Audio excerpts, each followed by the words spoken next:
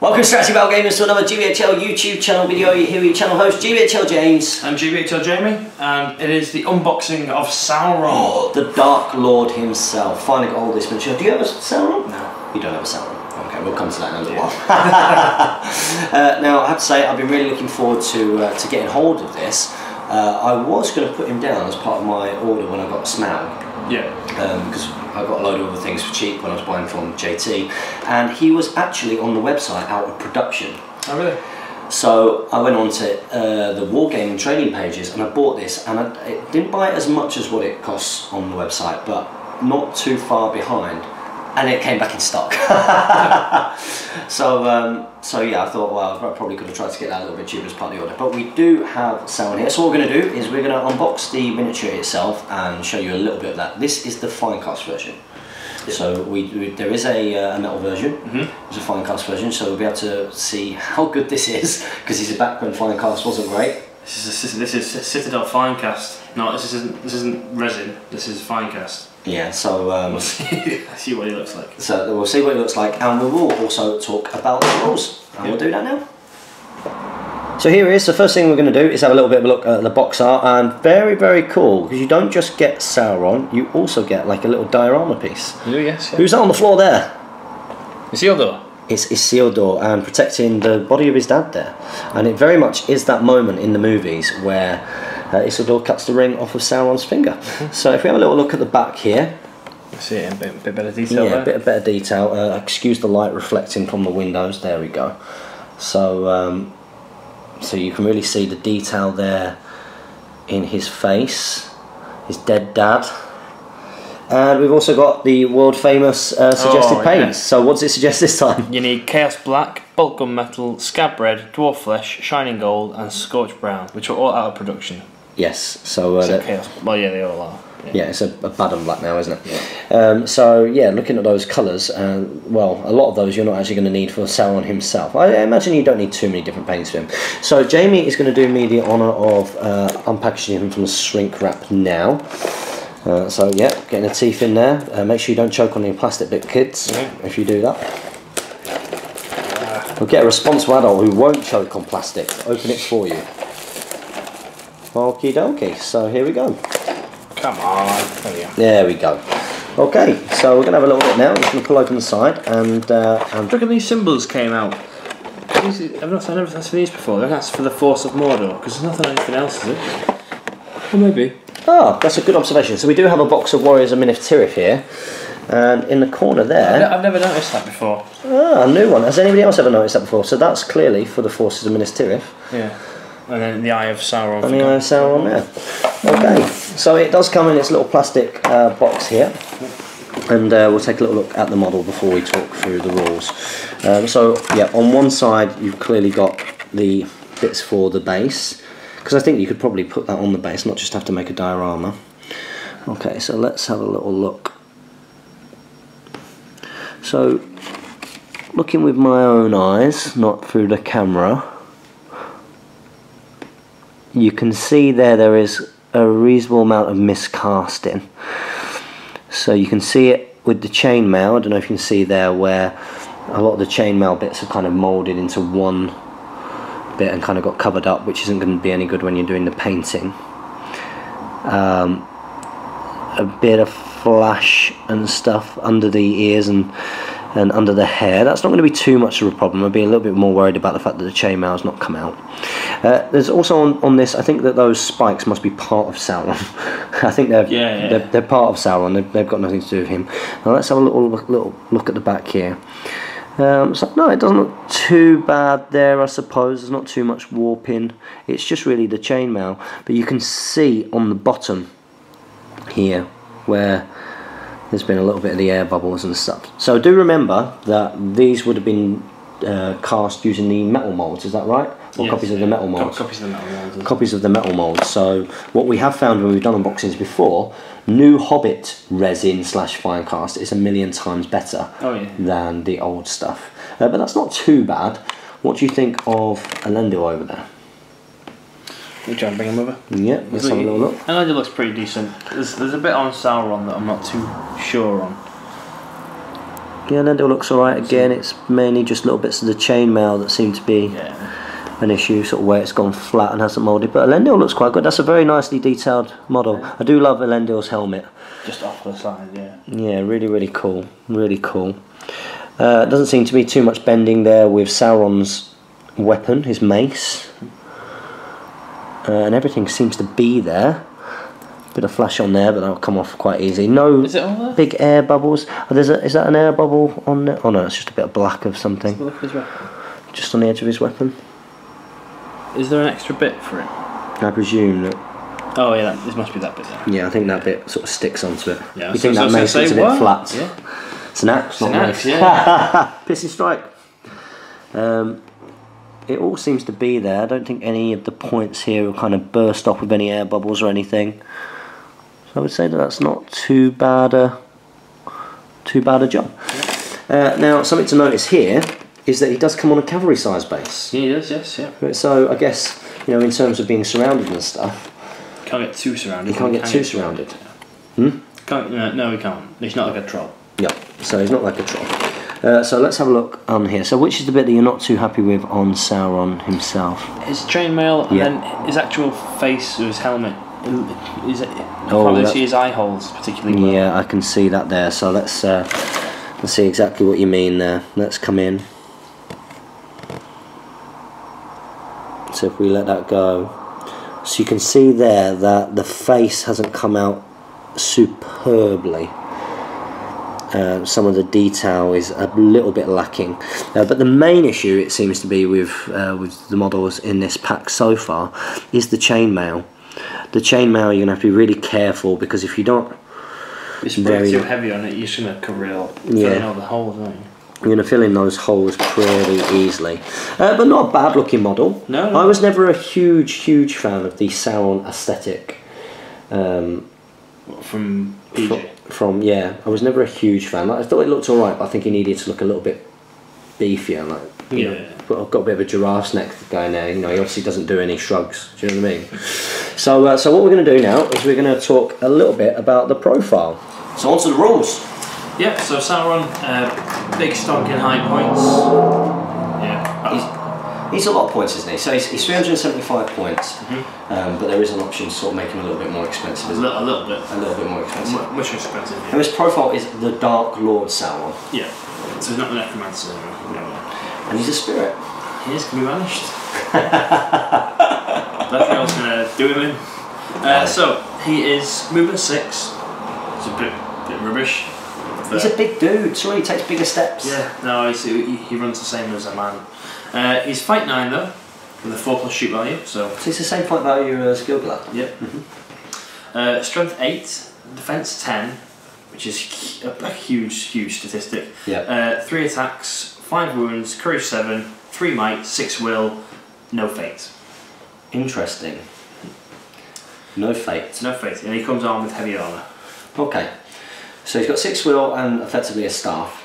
Yeah. Yes. He is a Lord of the Rings. He gets to spend a point of will 3 per turn. Okay, that's pretty cool. And now there's 2 asterisks in there with fate. With fate, yes. So if you just take him as he is, he doesn't have any fate.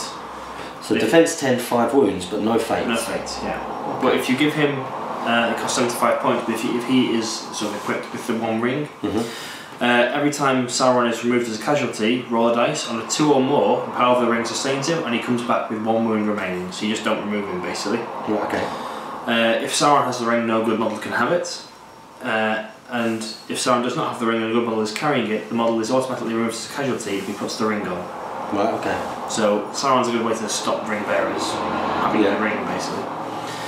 He obviously causes terror, he's got ancient evil, and he is unstoppable. Every time Sauron wins a fight, he can choose to strike the enemy 3 times as normal, or he can sweep his mace around in a deadly arc. And if Sauron chooses this second option, all enemies, including the supports, going all the way back to pikes, suffer 1 strike at strength 8. Right, okay. So everybody.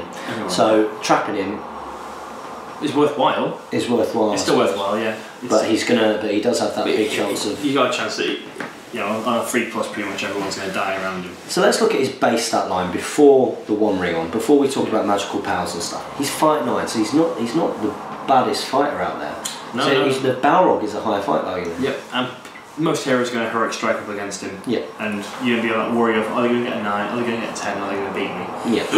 And I would say, I know it sounds a weird thing to say, but he's only 3 attacks, and he's only 3 mites. So immediately I look at that, and I would have thought, someone who's not been around, you'd think maybe 4 might or 4 attacks. Yeah, he could do with a few more attacks. His strength 8's good because he's going to be wounding pretty much everyone on 3s or 4s. Yeah. Now defense 10. Now that's an interesting one because that's what he's relying on not to get. Yes, wounded. yeah. The strength 10. So so strength. Let's say your base strength 3. Strength 3, you need 6x6s. Wow. Yeah. Strength 4, which is 4, 6x5. Strength 5, 6x5. See, heroes and stuff still 6x5s. Yes, yeah. So he can sort of survive a beating. Yeah. And obviously strength 2 bows can't even hurt him. So he just walk in front of bowfire. Yeah. So his big main stat from someone who's not used to him now, I'd be looking at that and saying the thing that kind of would hold him together, give him a chance, is the fact that he's defense 10. Yes, yeah. And with 5 wounds as well, he's not going to take all too many. Yeah. Yeah, he's going to sort of get through it. So he does have the 6 will and the 3 will point of turn, which means he's obviously got some magical powers. What magical powers does he have?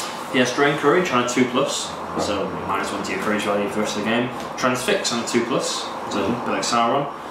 Sorry, Sauron. These are all 18-inch range as well. 18-inch range? 18-inch that's good. Yeah, it is. Compel on a 3+, so just like Sauron the White. Sap Will on a 3+. That's horrendous. 18. And Chill Soul, which is that do 1 wound to them on a 4+. Okay. And that's with Chill Soul the spell. The spell, yeah. It's 1 wound after fate or before fate, or how does it work? Oh, you take a wound, fate can just stop it. Yeah. Right. Okay. So you can literally do that to a troop or anything, take a wound. Yeah. It's not like instant death in any kind of way. It's just no. It's just take 1 wound. Yeah. Right. Okay. Very, very interesting. Very interesting. Now I look at that, and with his 18-inch range, I start actually looking at this guy not as a monster. No, I think you think that he's going to be some kind of massive combat beast, but I can see a lot of frailties here, which I'm starting to understand, because remember, I've not really looked at this before. I've never played against Sauron, I've never played with him. But I look at that profile, and even though you've got your fight 9, your defense 10, strength 8, I think his casting's... Casting's the big thing there. His casting's a big thing. I think you've got to do a lot of that kind of stuff before. The typical combo you see him having is running him at 375, having a Taskmaster. Yeah. And hopefully you get 3 heroic channels to channel Chill Soul, because you've got the free will, you're likely to get it off. And even sort of, it's towards the end of the game, he's still going to always have his will points. So if they've not got an enemy caster, they're going to struggle to stop him.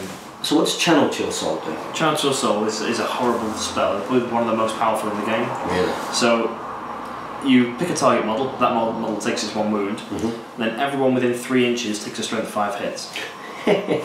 So you create like a really nice sort of 6-inch diameter circle that just get blown up. We used Necromancer to some effect at the doubles tournament. I think in 2 blasts we killed 13 models in like a 30 model army.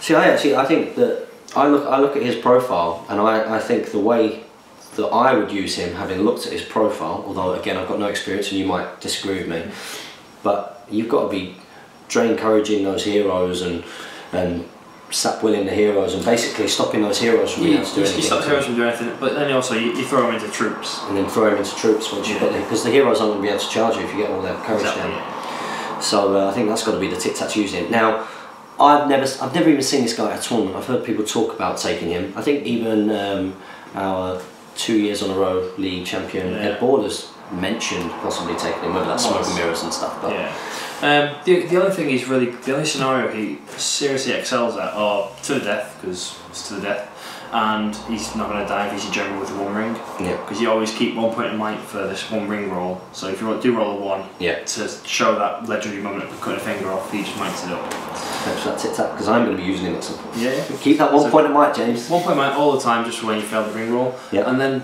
also Lords of Battle, because he's going to kill enough. Yeah, so I guess in scenario play, he's going to be struggling at your domination. Yeah. You'll struggle at your domination. Do you tend to see this guy when you see him at tournaments? Is he there on his own, or do people bring him with a bunch of other stuff? Well, The only time I've really seen him is back in Legions of Middle-earth, where you could take him and then just fill out with chaffy orcs. So you might see like, you used to see him and 40 orcs, be the standard. Nowadays, you probably not, you can only take 12 himself, so... Yeah. Well, I'm not going to see him with him and a Taskmaster and some orcs. So what do you think, apart from sort of the weaknesses in scenario play, he's not going to be doing necessarily, but mind you, even high ground and whole ground, you can have big things, you can do things in the middle. Yeah. It's going to be tough to dislodge from there with his defence 10, again, key stat. But what do you think his big weaknesses are? And why people don't take him? Do you think he's too expensive?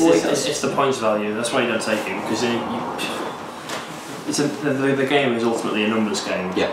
Or you go very sort of big hero heavy. Oh dear, there's some... Oh, some War Master on the floor. Yep. Yeah, he's just too many points. Yeah. Too many points. If you were going to repoint him, what would you put him at, do you reckon? Shave 75 off that? Yeah, maybe. So he's 375 with the one ring. 375 with the one ring? Yeah. Probably about right. I do have to say that I am looking forward to putting this guy together. I don't think it'd take too long to do, and could make some interesting smaller points battle reports for the channel, which would be quite quick and easy to do. But I'm very interested in hearing what you guys and what your experiences of Sauron are. Why do you take him? Why don't you take him? Have you taken him? What are your experiences of him? You've had a couple of direct experiences with him. Nope. Do you not say that you killed him with Dwelling once? Yeah, no, I killed the Necromancer. Oh, right. Killed Sauron. Oh no, I did actually. Yeah, I did kill him. I knew it. I knew it. Josh Meads took him. Okay. And Dwelling and Balin with Durin's axe and Gimli and Dane all just went in and did him in. Wow. Yeah. Wow. Dwelling was the man. And also Charles Sims made a really nasty list with had him, the Drummer Lake, and a Taskmaster, and he was just constantly chill soul and everything. If you're trying to resist, the Drummer Lake's obviously stopping you. It was nasty. Yeah, seems pretty nasty. But I'm pretty sure that we're going to talk about this guy again when we do our Mordor Sourcebook review. It was probably talk about what we've done before. Cut this and put that in. We'll start on Mouth of Sauron. Something like that. So I do hope you enjoyed us showing off a little bit of the model. I'm sure you'll see that in a hobby vlog in the next couple of years. At some point, I seem to be giving myself a lot to do. But as always, guys, make sure that you comment, like, share, and subscribe. Support your hobby, like us on Facebook and follow us on Twitter. And as ever, guys, happy strategy battle gaming.